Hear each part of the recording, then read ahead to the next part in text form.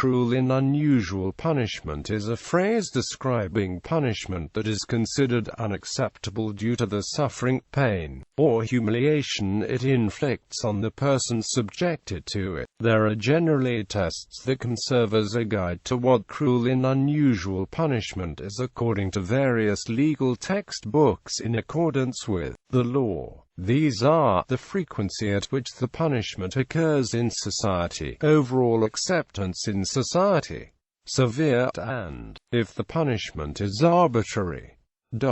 History. These exact words were first used in the English Bill of Rights 1689 and later were also adopted in the United States by the 8th Amendment to the United States Constitution and in the British Leeward Islands Slavery Amelioration Act. Very similar words, "No one shall be subjected to torture or to cruel, inhuman or degrading treatment or punishment," appear in Article 5 of the Universal Declaration of Human Rights adopted by the United Nations General Assembly on December 10, 1948. The right under a different formulation is also found in Article 3 of the European Convention on Human Rights and in Article 7 of the International Covenant on Civil and Political Rights. The Canadian Charter of Rights and Freedoms also contains this fundamental right in Section 12 and it is to be found in Article 4 of the Charter of Fundamental Rights of the European Union. It is also found in Article 16 of the Convention Against Torture and Other Cruel, Inhuman or Degrading Treatment or Punishment, and in Article 40 of the Constitution of Poland. The Constitution of the Marshall Islands, in the 6th section of its Bill of Rights, prohibits cruel and unusual punishment, which it defines as the death penalty, torture, inhuman and degrading treatment, and excessive fines or deprivations.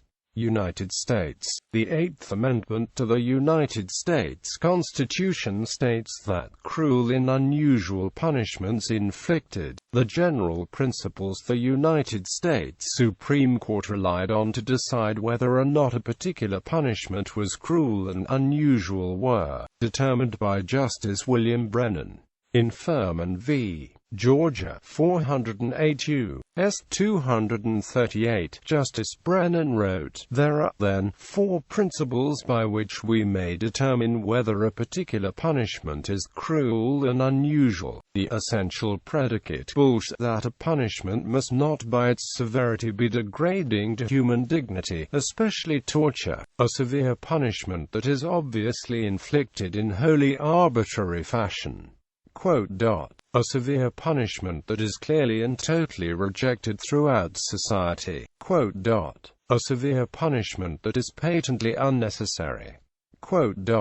And he added, the function of these principles, after all, is simply to provide means by which a court can determine whether a challenged punishment comports with human dignity. They are, therefore, interrelated, and, in most cases, it will be the convergence that will justify the conclusion that a punishment is cruel and unusual. The test, then, will ordinarily be a cumulative one. If a punishment is unusually severe, if there is a strong probability that it is inflicted arbitrarily, if it is substantially rejected by contemporary society, and if there is no reason to believe that it serves any penal purpose more effectively than some less severe punishment, then the continued infliction of that punishment violates the command of the clause that the state may not inflict inhuman and uncivilized punishments upon those convicted of crimes. Continuing, he wrote that he expected that no state would pass a law obviously violating any one of these principles. So court decisions regarding the 8th Amendment would involve a cumulative analysis of the implication of each of the four principles.